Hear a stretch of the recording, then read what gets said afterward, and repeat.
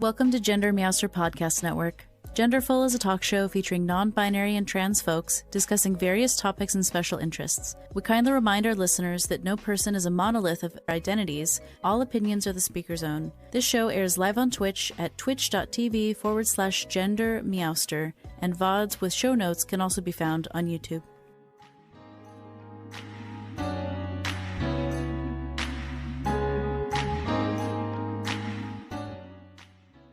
So hello, welcome. I am Gender Meowster, and I'm here with the illustrious Alex, the DM89. Hello, Alex. Hello. Welcome in. I'm so glad to have you. Yes, thank you very much for having me. So will you tell us about your name, your pronouns, your special interests? Sure. Little intro. Sure. My name is Alex. My pronouns that I prefer are they, them. Special interest. I am a huge tabletop RPG nerd, as well as a huge board game nerd. In the online space, though, I am most active in the tabletop RPG realm. You are. It's true. So what I'm trying to figure out is, did we meet on tabletop Twitter first, or did Mirami invite you to my Discord server first? Because there came a point where we realized we all knew each other from somewhere, and I don't know what happened. Do you remember? I don't actually remember. I think that I saw Mirami's name in a stream and then messaged and said, "Are you the same person?" And then just got to talking and told me about how she mods for your channel. So I'm like, awesome. So I started watching. That's so cool. I love that. Mhm. Well, Mirami is our moderator tonight in the chat, so hello to the mods. Thank you so much for doing lay things for all of us. I thought it would be fun to start with a fluffy thing. I know we have some dice dragons in the chat here today. Would you like to show and tell some of your favorite dice that you have? Sure. We will start with, I guess, the part of the newest thing that I just got. So I had my birthday recently, and I wanted to treat. Thank you.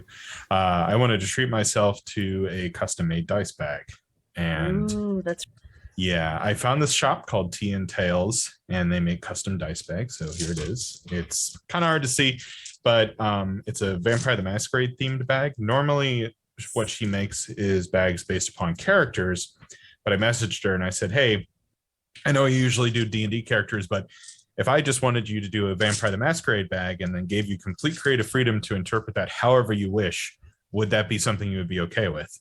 And she said, sure. The only thing she wanted to know is, do I want a light or dark base? And it's kind of hard to tell, but there's kind of this, you can kind of see through the fabric in spots, but it's got roses all over it. That's amazing. And then when it's also got, I'll hold it up to the light, there's a couple charms on here. So there's like a stake and then a little red crystal that kind of looks like it's got blood. The inside is this color, so kind of blood colored. And then just inside there is, be kind of hard to show on this camera, but I've got a few different kinds. So I've got just straight up vampire dice, which run in red and black for hunger and regular. I also have some just plain old dice, which D10s, which these are from Die Hard Dice. Excellent shop, by the way. They do not. They are UV reactive, though. So if you have a black light, they light up real bright. Wow. Yeah. That's so fun. And then other than that, I just have this one, which has all the rest of my stuff in it, which is, again, more Die Hard dice because they're my favorite. And then I also have some fudge dice, which are these guys. They got the pluses and the minuses on them. Oh, that's fun. That's for the fate system. And then I guess this one too, which is a little kind of hard to see, but Borderlands themed dice. Oh, so it's so cool. Yeah, so it's got the cell outlining and shading. Again, it's kind of hard to see because it's yellow. But yeah, I don't have as many dice as some people do. I do have a fair amount, but I I like what I have. I love that you have the specialty dice though, right? Like for Fate and Vampire the Masquerade, Hunger, and regular. Oh yeah, I That's mean, cool. Vampire, you can kind of play it with anything. Fate is the only one where it's a little bit more. It's a lot easier to have the pluses and the minuses. Hmm. Um, that's just because from old back in the day, I just like to have them around Hmm. because I have so many games that I own or have read. I'm always down to play or possibly run something if I'm comfortable enough with it, and I Hmm. prefer to have the actual stuff so that Yeah, I can tell people like, hey, go do this thing, and I can promote it and get the people that make it to promote it by showing off their stuff, their dice, their books, etc. that's so fun. I have a small pile of dice to show off as well. Let's see if I can fix the zoom here. So we've got the double rainbow clear ones with like rainbow confetti inside, which is this front one here. And then we have the metal rainbow dice. I think I'm making it blurrier. There we go. We have the metal rainbow dice that's got the metal that is sort of rainbowy, but it's sort of a green purple. And then we have non-binary and rainbow pride dice, and there's Very nice. sparkles in the non-binary ones. I actually won the um, the non-binary dice in a giveaway that our friends were doing. I'm trying to remember. Compass Rose Productions. They're like an indigenous tabletop streaming channel That's here awesome. here on Twitch. Yeah, they're so cool. Scotty and all of those peeps are rad. Yeah, I do need to buy some Pride dice, but at current, I don't own any. I have Pride stickers on the water bottle that I bring literally to every single RPG thing I ever do, but that's about it. That's so cool. Speaking of pride things, do you want to tell us what you're proud of being today? Uh, and what? So, like, I'm proud to be a transmasculine, non-binary Oh, person. gotcha. Part of this talk show is talking about the intersections of like gender identity and special interests. Mm-hmm. So, like, what is your gender identity or related identities, Sure. and the intersection of that with tabletop games? I am proud to be a non-binary person, and I am proud that I can bring that sort of.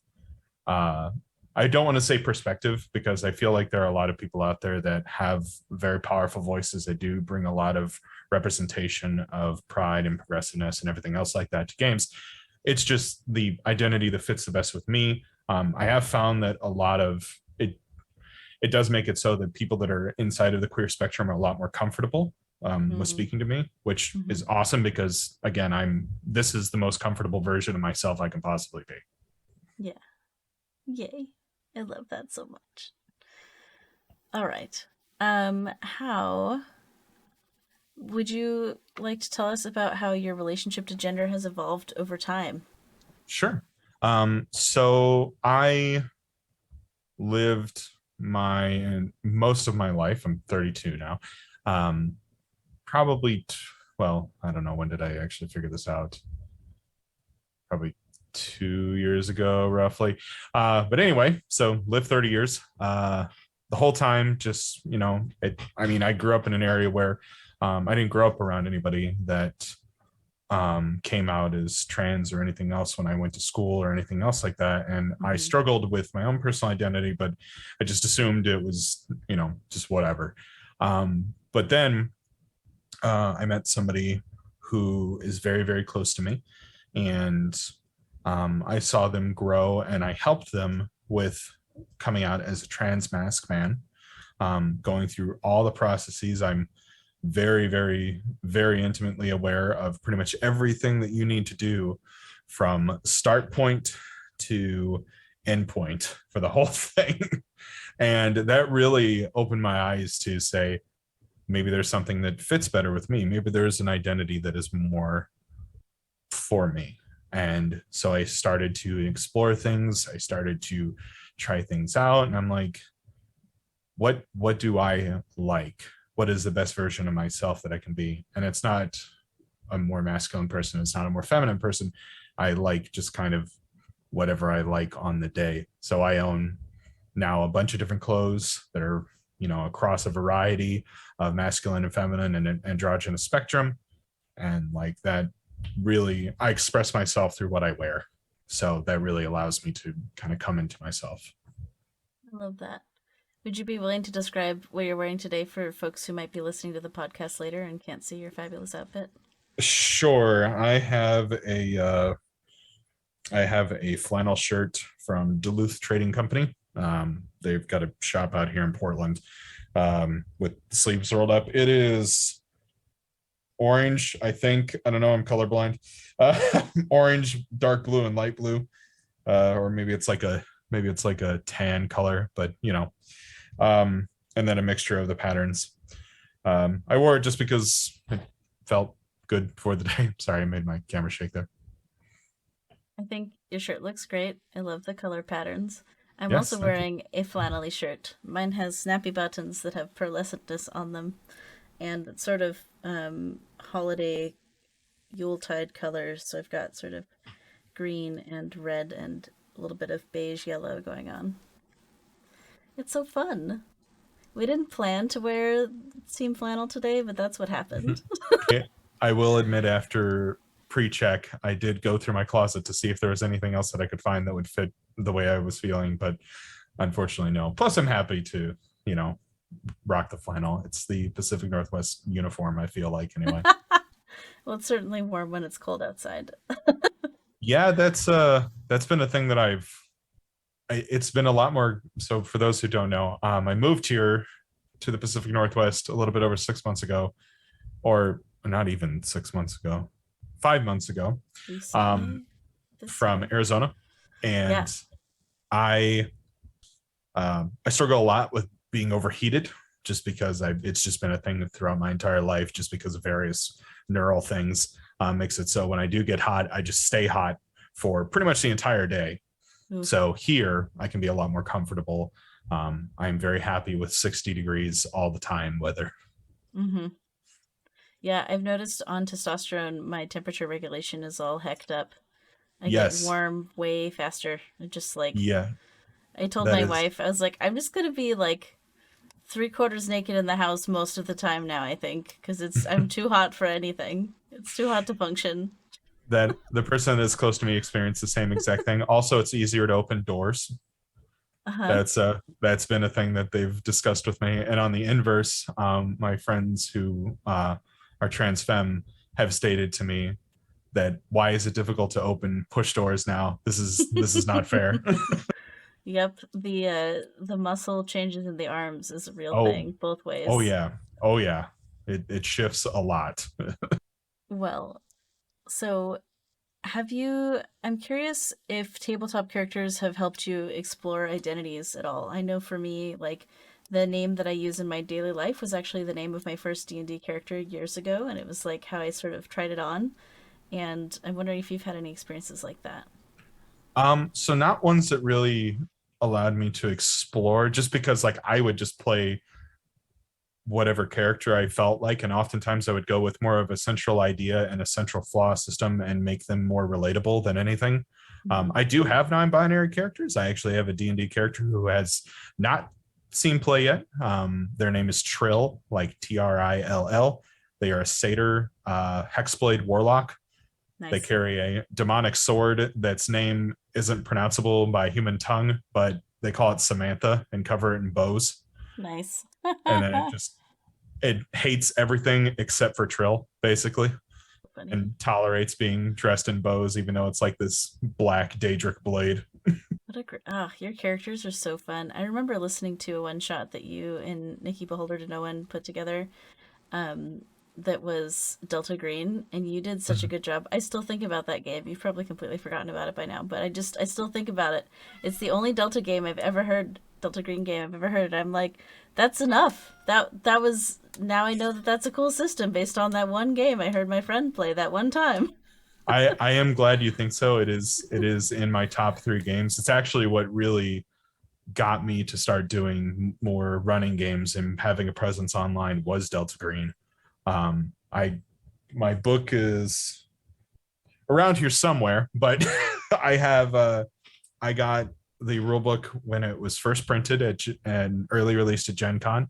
I have signatures from everybody who made the game inside of it. Ah, that's So so it's cool. something that's really really special to me. Yeah, I love it. I love the system because I really like games that are more about telling the story than just rolling dice. Because in reality, in that game, you kind of die to a stiff breeze to a lot of things just because you're tiny man human dealing with horrible eldritch monsters. Like Yes, not a lot of people survive most of the time. yes. Your characters are one shots, even if the situations aren't one shots. Yeah, and if they do survive, it is kind of neat. There is a lot of systems built in to make it so that if they do survive, they're not just like, oh, here's the next thing.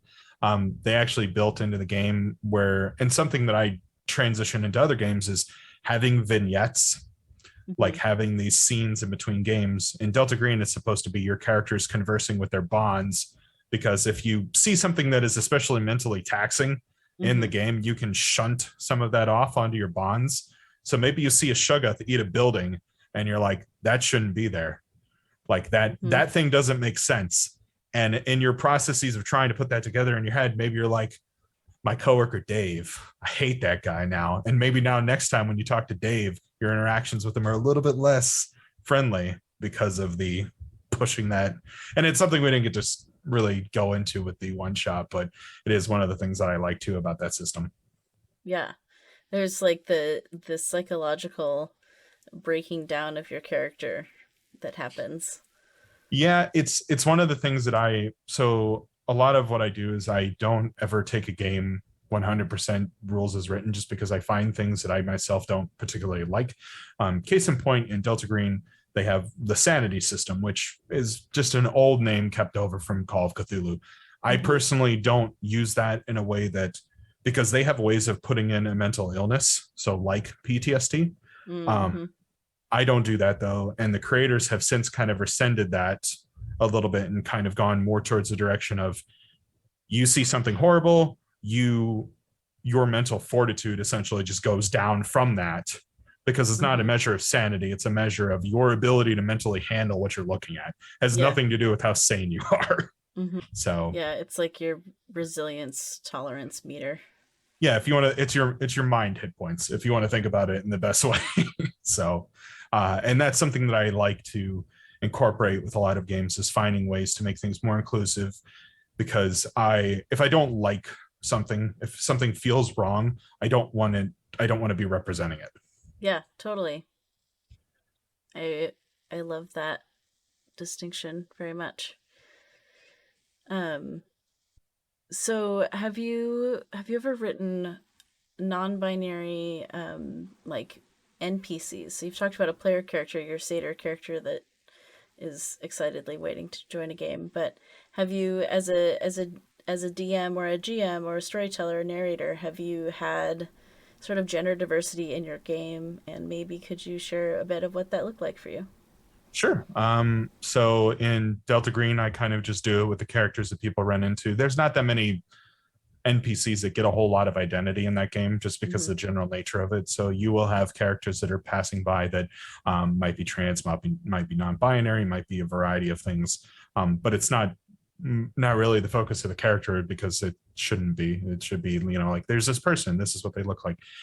In Vampire, though, I have a lot of characters that are very diverse, and it really does shape who they are as a character. I do have a character that is non-binary, that hasn't been seen yet, so we won't go too in depth. But Just so it's a they, secret for later. yeah, yeah, but they're not like super mysterious or anything like that, but they are very like take no crap attitude, and don't really like, why should I pick one way or the other, like this I'm just me kind of attitude, which is the same thing that I approach things with. It's like I would rather just be me. And plus, like, you should have representation in your game. There should be things in your game that kind of tie back into real world, especially if you have people that are playing at the table. They'll feel a lot better if you can actually integrate more things into the game that make people feel welcome.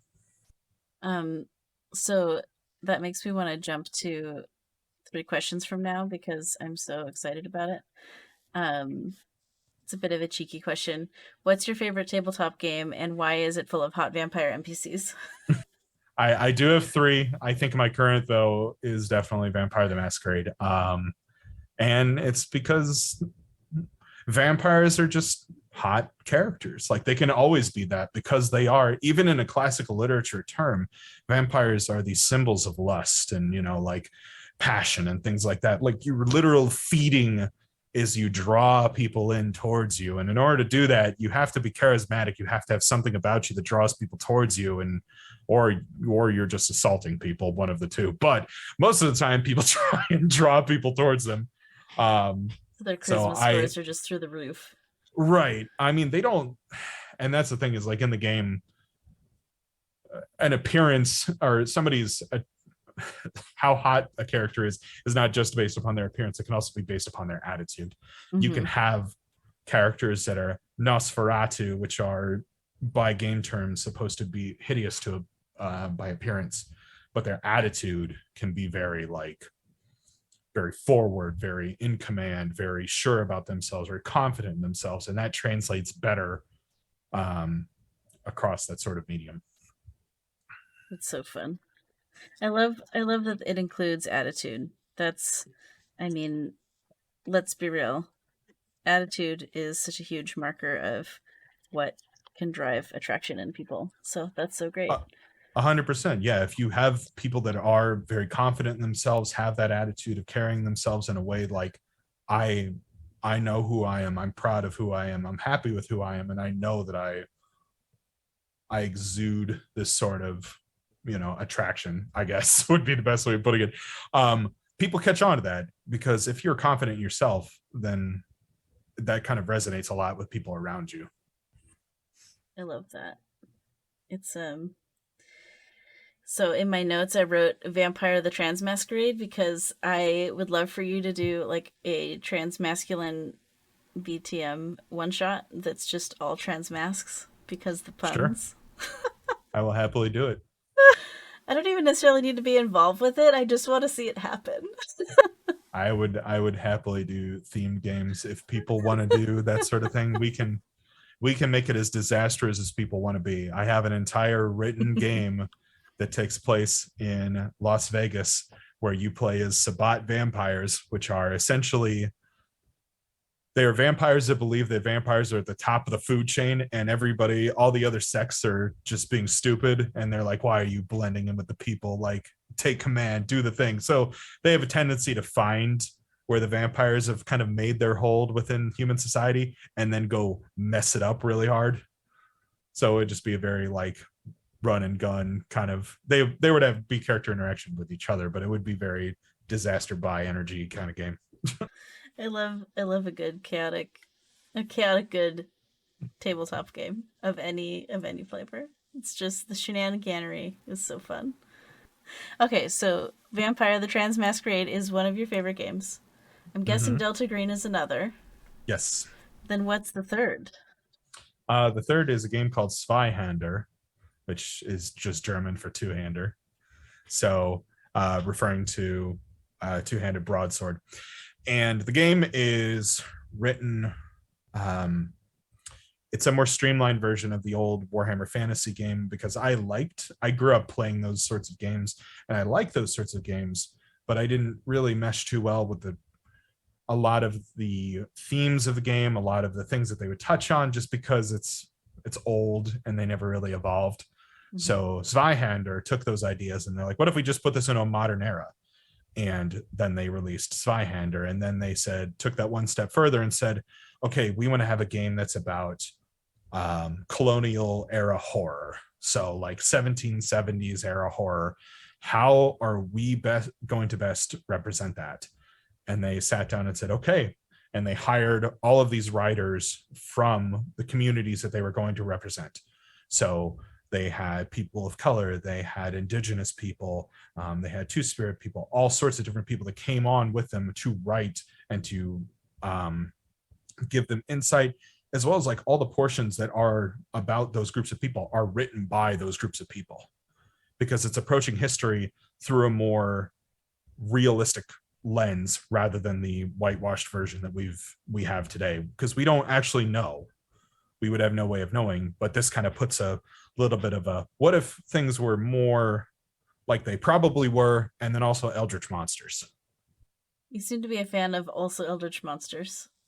I am. I like the theme that you will see across all my games is I prefer games that are bleak, because I think that allows you to have a lot more stock in your character. The goods are really good and the bads are really, really bad. And I like that. I like that shift. Do you think that it how does that impact a character's desire to be heroic versus selfish, do you think, if you're playing in a bleak setting? Um, People still will, in my experience, people will still be focused on being more heroic. I have dealt with more selfish people in a more heroic system than in one where you're just play Dave with a sharpened stick. I find that people do try to take on those more heroic elements, try to help each other, try to be there for each other, because there's the fact that you could walk forward and you could be like, I'm this big bad guy, I'm going to do all these things, and then an ogre comes up and hits you and critically damages you to the point where you could just die. There's no death saves, there's nothing like that, you just die. Same thing with vampire. The reason why there's so much in vampire that has to do with social interactions, has to do with political interactions, has to do with humanity, is because combat in that game is essentially two glass cannons fighting each other, and as soon as one of them connects with a punch, the other one dies. So you try to avoid the conflict as much as possible, which makes people focus more on the role play and the intrigue and the and that's why I like those types of games. That's why I like horror, is because I like to have these settings where people feel a sense, because it's very hard to make a tabletop RPG scary, at least in a conventional term of scary. What you can do is you can build dread. You can build dread very, very, very well. And you can also have that personal horror element mixed in with it. And that's really what kind of gets brought into the bleak settings, and what makes people, they don't run in, but they will still do things that for the betterment of the party kind of thing. I like that distinction about dread. So when you have dread and those sorts of things, part of what is important is having a really good container for safety. And I know that you're really passionate about tabletop role-playing game safety, so I wanted to invite you to share more about maybe what are some common tools, where did they come from. I've played at a lot of tables that didn't have any safety tools, and I know when I first started hearing about it, I was like, wow, this exists, I wish I'd known. And now whenever I run a game, I always use tabletop safety tools. So I would just love to hear your thoughts on that topic. Sure. So this is a thing I've always been a big advocate for, because when I started in games, or when I started, I didn't have safety tools. When I started to become more into myself, we did have a table. When I first got introduced to Delta Green, we did have an X card at a table. But that was my first introduction to any of it. And so I started to dive deeper into it and dive deeper into these themes and things like that of safety, because I thought about it, I'm like, what sort of stories do I like to tell? I like to tell stories where things are scary, where characters feel like there's actually a risk to anything that they're doing. And then how do I best convey that? How do I best get them in that headspace, but still make it so that they feel okay? Because I've been around a lot of people that have suffered various mental health traumas and things like that. And I do not want to be the cause of any sort of triggers or anything else like that, at least not directly. I realize there may not be something you can always catch, and it might come up, but that's why you have other safety tools in there that will kind of accommodate for that. Really where I got a lot of inspiration, and something I recommend everybody take a look at, is actually coming originally from Vampire the Masquerade, which is a system called Lines and Veils. Lines and Veils is essentially a list of things, and this is the same thing as a modern consent form that you'll find in RPGs. And what it'll be is a list of items. And in that list of items, you'll either mark a line, which is a hard no, a veil, which is a item that you're okay with it happening as long as it doesn't go too in depth and fade to black. Best situation I can give is an encounter that is sexual, a sexual encounter with a character. You would have the lead up to that and then just fade to black. And especially in a game like Vampire, where they are characters that are very sexually charged, that is important to have that sort of thing in there so that everybody feels safe. But also the person that made that their character, that siren that draws people in with their appearance and their attitude and everything else like that, they still get to do the thing that they want to do. And that's important as well. And that learning about that, I started to do more research, and I said, where does this come from? What, Lines of Veils actually originally comes from the kink community. And so I started doing looking more into those intersections between kink and tabletop RPGs, as well as the BDSM community, and really thinking about it and discovering more and more and more about it is that in reality, the person who's running the game is, like in a kink session, the one who is in charge of that session.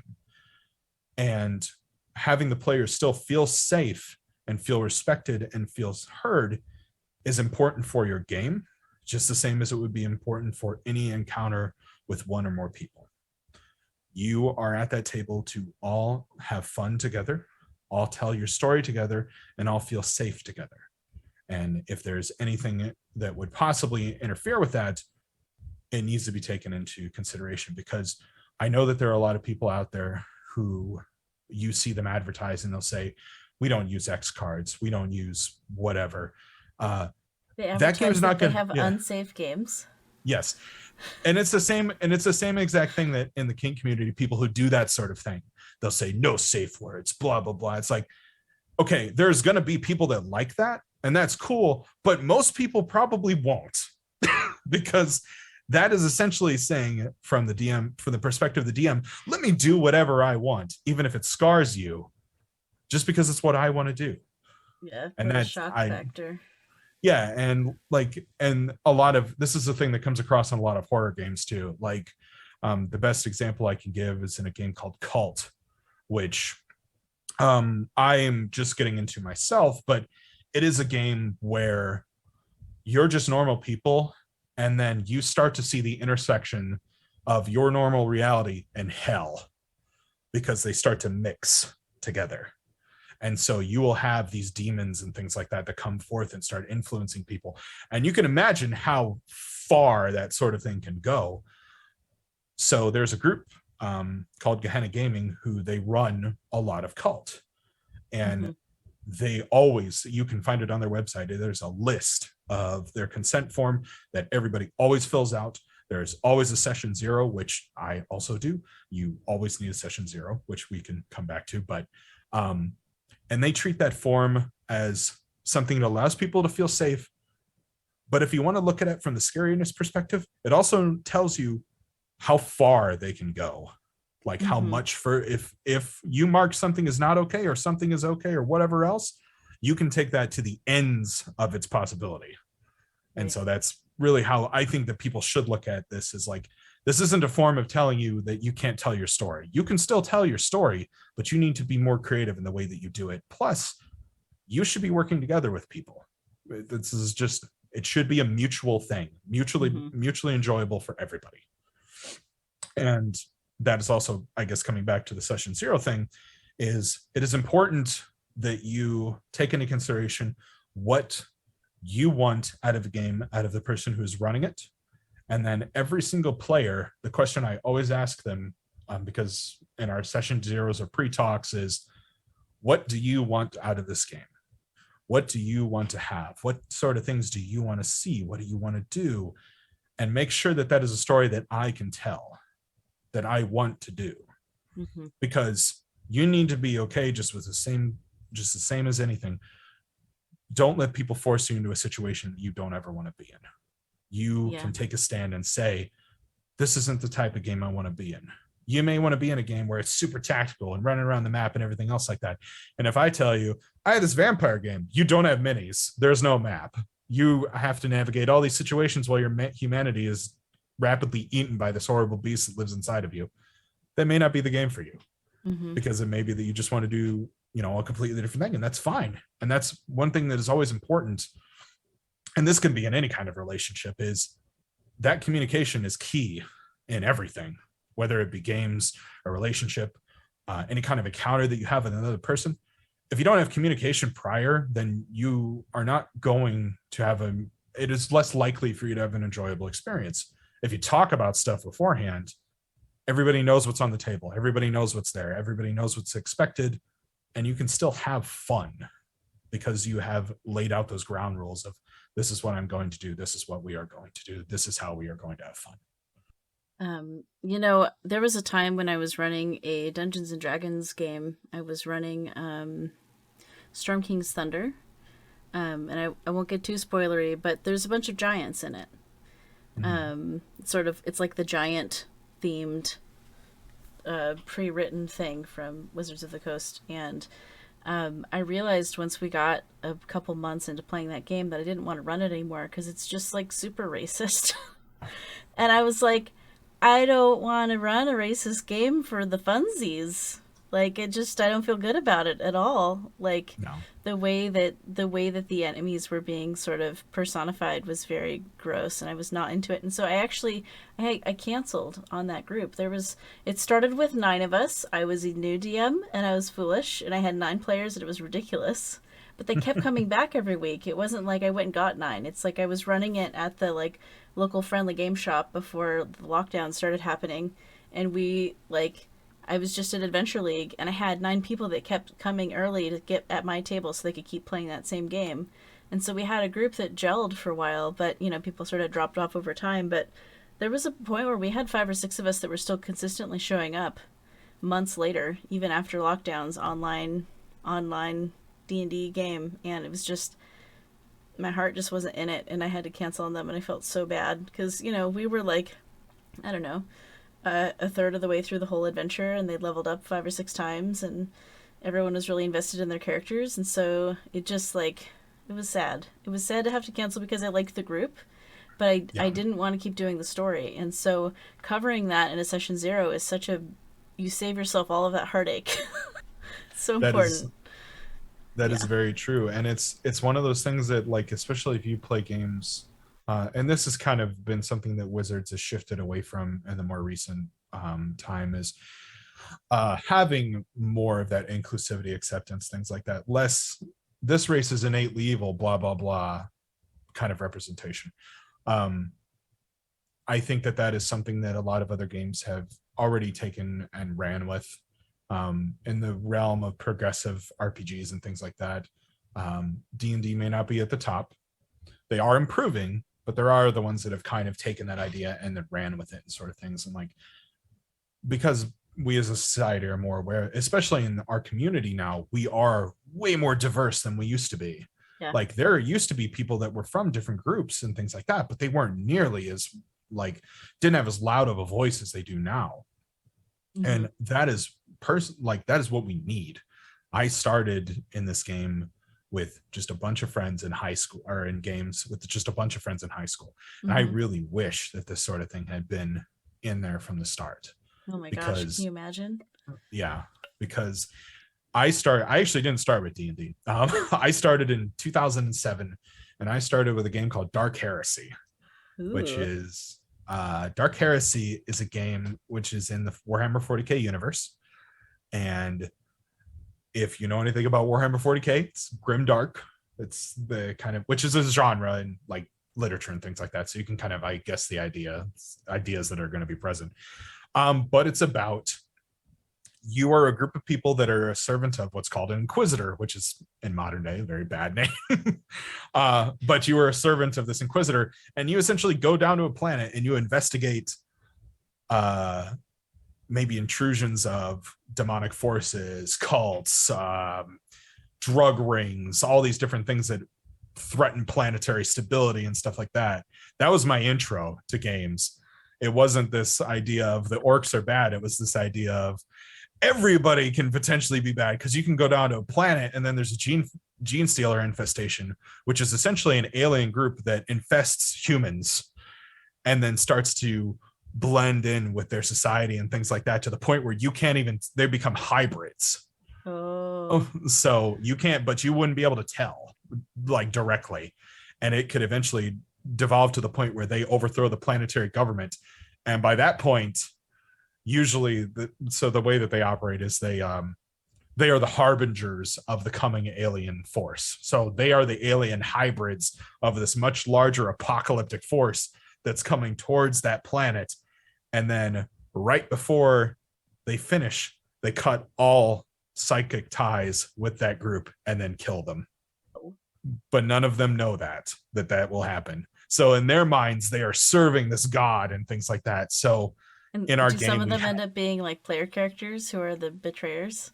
Not in ours. They could be. You could definitely do that. But in Dark Heresy, you're like the space marshals. You're just going around trying to keep stability and things like that, making sure these worlds still produce their stuff, still provide for the Imperium, everything else like that. But like when I started in D&D, I interacted with that kind of innately evil thing. I'm like, this doesn't feel great. And also the DM wasn't great because we didn't do what he wanted to do. So he threw a dragon at us when we were level 1. Yeah. One rookie DM mistake I made was I gave a deck of many things to my friends when they reached the end of the like starter kit module, which you're like level 4 about to turn level 5 about then, and it's like an epic level, super chaotic rare item. It was totally a mistake. One of them ended up level 9.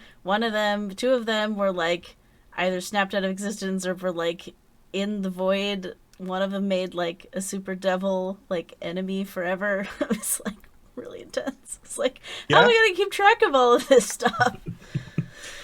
It's definitely something. It's definitely something that's a difficulty with magical items, and why there are so many podcasts and articles about how to distribute magical items, just because they can straight up break your game in a heartbeat.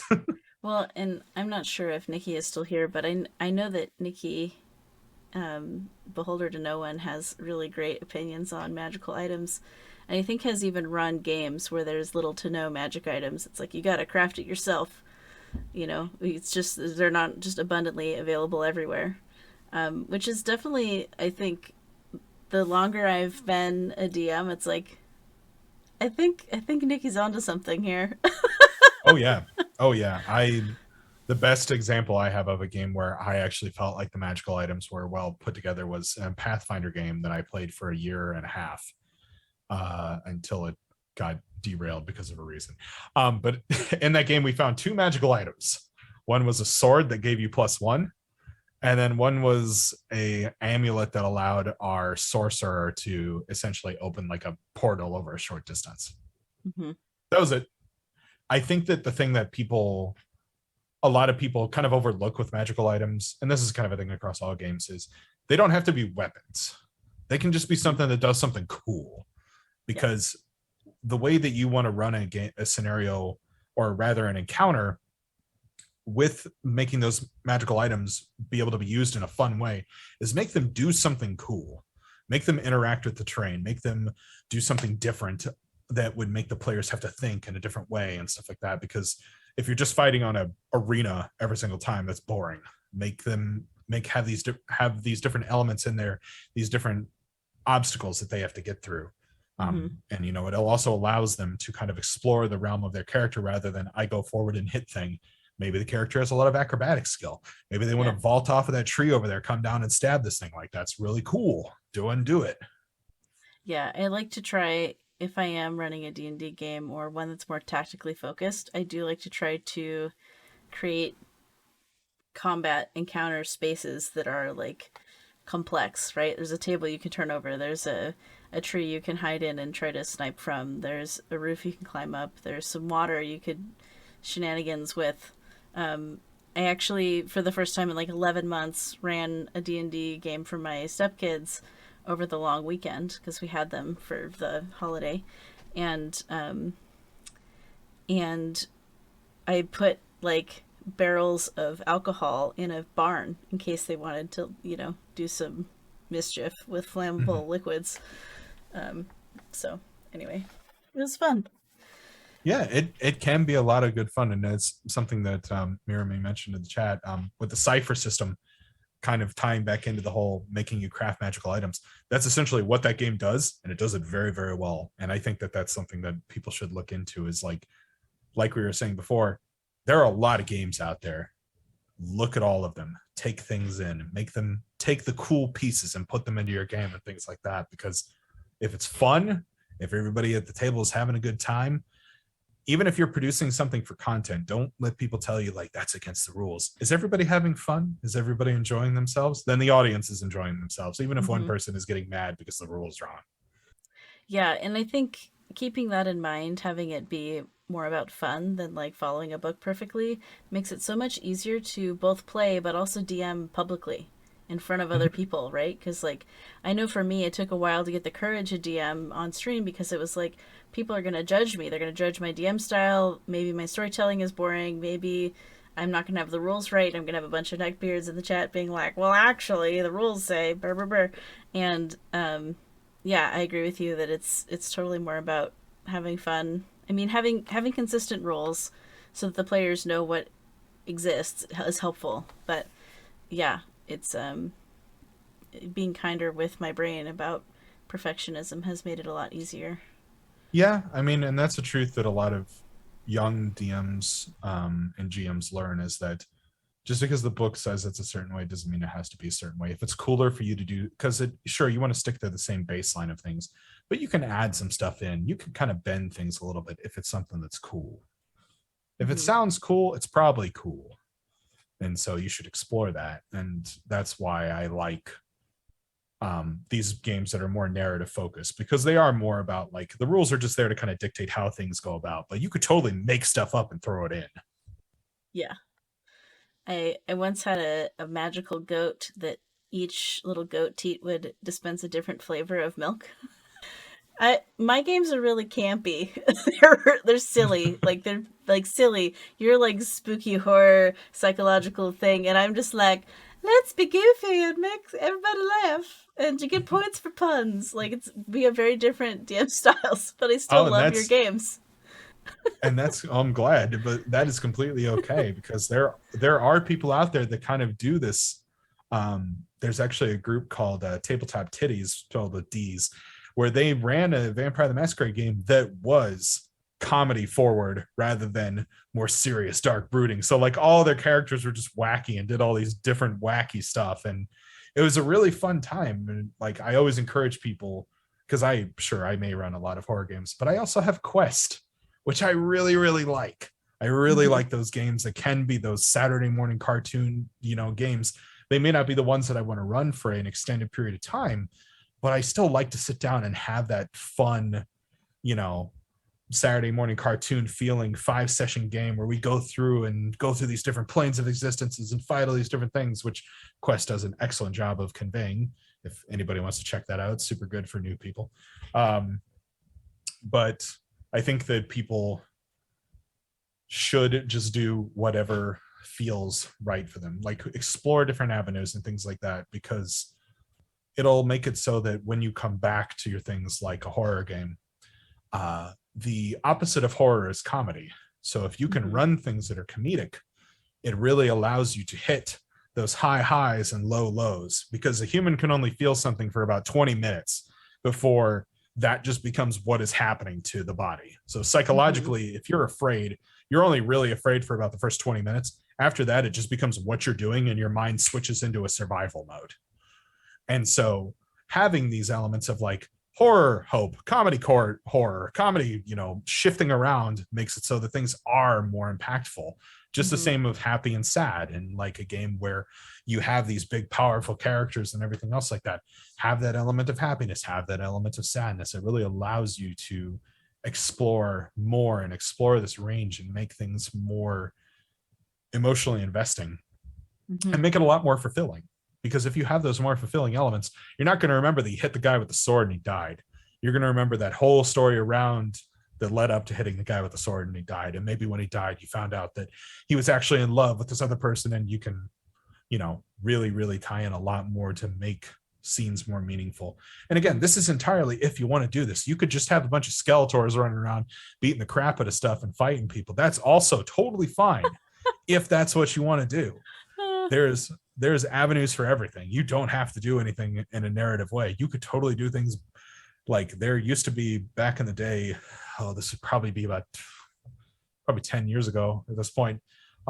D&D used to have a thing where you would show up like a Friday Night Magic setting with your character, and you just go into a dungeon and fight stuff. Mm-hmm. And there were just DMs there that would just spawn monsters, and that was it. Yeah. And that was the game. And people liked that, and that's cool. I don't, but that is cool that people do like that, and it is cool that they have that avenue. So I hate when people say that something is done wrong. There is no wrong. It's just wrong for your table. Yeah. Or like, not today for my table. Maybe another day. Yeah. Well, I want to be mindful of your time. I have 3 more questions, but I don't know if you want to do all 3 of them or none of them or one sure of them. we can if it runs a little bit long so we can get the questions, that's totally fine. I'm cool with going a bit over. Consent in action, everyone. So what tabletop games can you recommend that are gender wonderful friendly? I know there's a number of trans and non-binary content creators that have been releasing tabletop games. I'm friends with some of them and have had the pleasure of getting to interview some of them, but I'm always on the lookout for more things I haven't heard of. I wonder if you have a list in your brain you could rattle off. So the ones that you've interviewed are probably the same ones that I know, because nowadays books are written by so many different people and the representation is there for a lot of newer content. There is stuff like Thirsty Sword Lesbians, which is obviously written more from that focus. Yes. And they actually did a lot for spawning these other really queer charged games, and that's really awesome. I unfortunately don't have any names off the top of my head, but you should follow people like Thirsty Sword Lesbians and stuff like that on Twitter, because the best place for new RPG content, like because things get posted to itch.io all the time, is on Twitter, because you can find those new things, and that's where you can learn about Honey Heist and Lasers and Feelings and all these different kinds of games that are maybe wacky 1 or 2 pages, or maybe are way more fleshed out. I think Wanderhome started as an itch game, I think. Maybe I'm wrong. You interviewed the creator of it, so I don't. I did. Yes, Jay Dragon made Wanderhome, and Jay even has other games that are coming out now that are fun. There's a spooky one that's out now that I'm forgetting the name of, but there's like Ghost Cats, and I was like, oh yeah, Ghost Cats. Thirsty Sword Lesbians is great. Wanderhome is great. There's also Logan, who's Ink and Stories on Twitter, makes wonderful heartfelt little games. There are many wonderful ones. And I love just the sheer volume of little 1-page or sort of pocket-sized tabletop games that are being released on itch.io. The only other one I can think of without, walking to my bookshelf and looking at all the fabulous things on it is Glitter Hearts, which is very like magical girl transformation sort of themed situation. I think I got to play that once with the Compass Rose folks. Nice. I will say that there is also a game that is actually a Zweihander based game, which is called Blackbirds, that's coming out pretty soon. I think that had a lot of queer representation put into it. Actually, also, I think that the way you acquire weapons, like magical weapons in the game, is essentially the same idea from Boyfriend Dungeon, where you approach these weapons because they're living things and try to kind of get them to be okay with you wielding them and stuff like that, which is the same idea that was in, granted it's a video game, which is in Boyfriend Dungeon, where you would have these blades that then take on their actual persona, which is just some dude. So yeah, your weapon becomes a party member. Yeah, it's like you essentially date your weapons. That is what you do. Boyfriend Dungeon. So wonderful.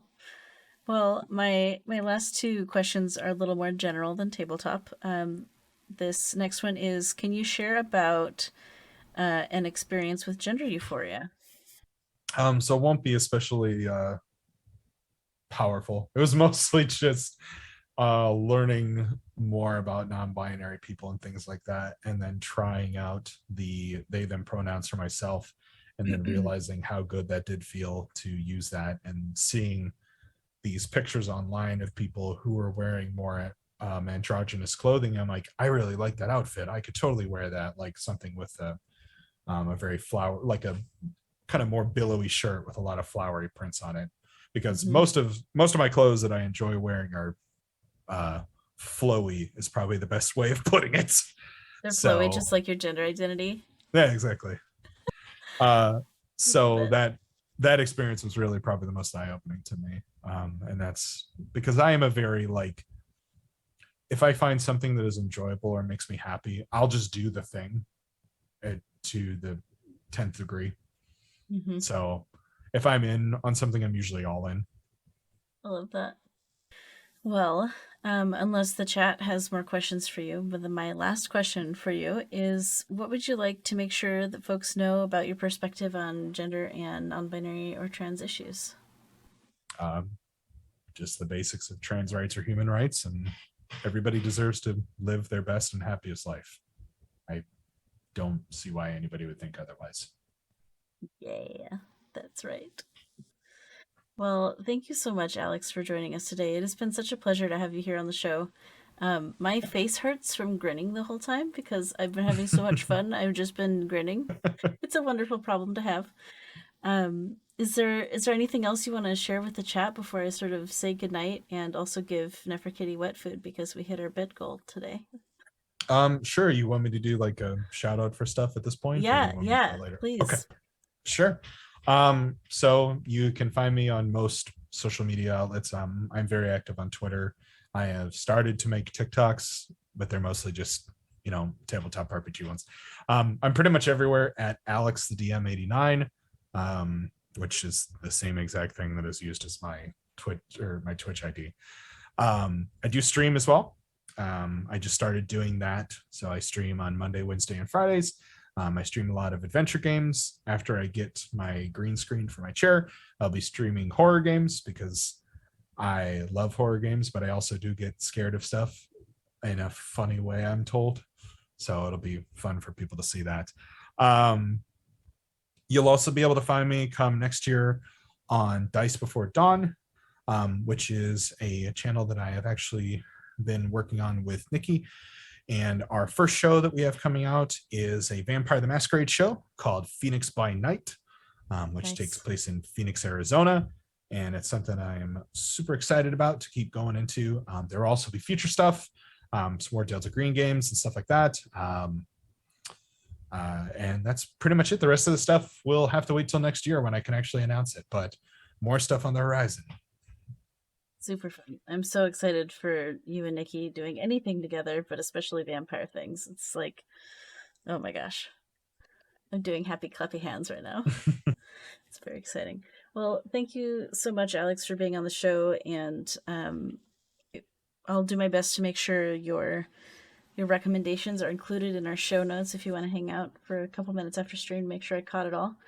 Sure. But yeah, thank you so much for being here. It's been such a pleasure having you here. I love seeing you in the Twitch chat as often as you swing by. It's so nice. I always like my little heart goes, "Aw, Alex is here." Every time you show up, it's so nice. So I It really is. appreciate you taking your time to chat with me today. Well, yeah, thank you so much for having me. And it is definitely, it has become a very normal routine for me while I'm at work, to turn on the stream and just have it on one of my screens while I sit there and type through stuff and also watch because I guess we didn't touch on that. I have ADHD, so it's perfect for it. Yes, I will do all the things. Absolutely everything, all of the time. Very fun. Well, thank you, Alex. It was wonderful having you here. Yeah, thank you. All right, everyone. We're giving Neferkitty some wet food because we hit our bits goal. Look at her go. I'll get you a shot of her face. She's so cute. Thank you, everyone, for showing up and supporting and being kind and wonderful. There's a very excited kitten. She's very excited. Yay, baby cat foods. You're nerding out on the D&D talk. Yeah, Danny, this channel actually started as a tabletop role-playing game streaming channel. And then I stepped away from some of that production because it was a lot to DM and produce the show all at once. It was a lot of things. So, who knows? Who knows? But yes, there's Miss Neferkitty enjoying her treats. She thanks everyone for your contributions to the Neferkitty Wet Food Fund. If you come back another day and help us hit the sub goal, it'll happen again this week.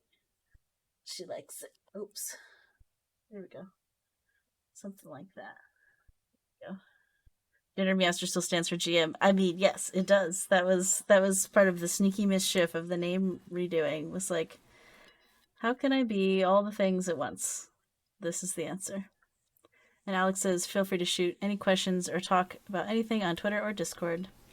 Yes, so if people want to join the Discord server, there's the link for you. Alex likes to show up and say good morning with everyone, so if you want to come tell Alex how great they are, that's an opportunity to do that. And while we enjoy Neferkitty having her treat, I'm gonna go look for someone to raid right quick. Thanks to the Transverse and Vim Vandalism, both of y'all for the raids. Thanks to Adventures Pack and Sonia Birch for the cheers with the biddies. Sonia, you did 4 cheers. You're so thoughtful.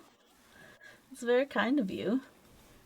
So I'm gonna switch to the cat cam screen so you can see her enjoying the feuds. Tomorrow, before I do that, tomorrow a stream will happen.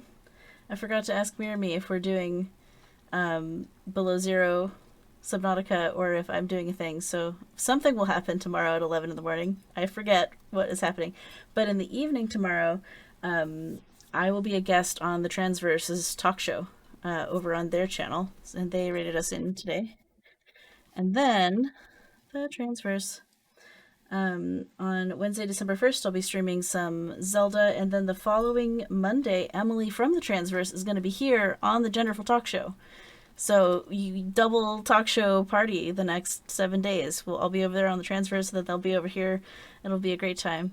It's been really fun getting to know each other's communities, and I've really been grooving on it. So thank you all for sticking around in the Twitch chat and saying, hey, please enjoy Neferkitty eating wet food while I go look for our raid target. Where's the buttons? Here we go. There she is. Doing a heckin' nom. Love the kittens. Okay. Just a minute. She's so excited about it.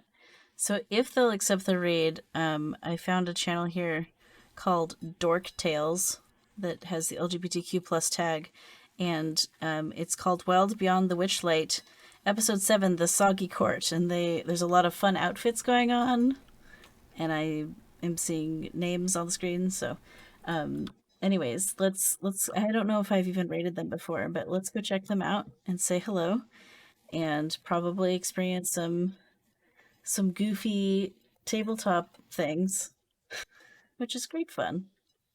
There's the raid messages there in the chat. You can copy paste whichever one you can. The first one is for those who are subs. The second is for everyone can use.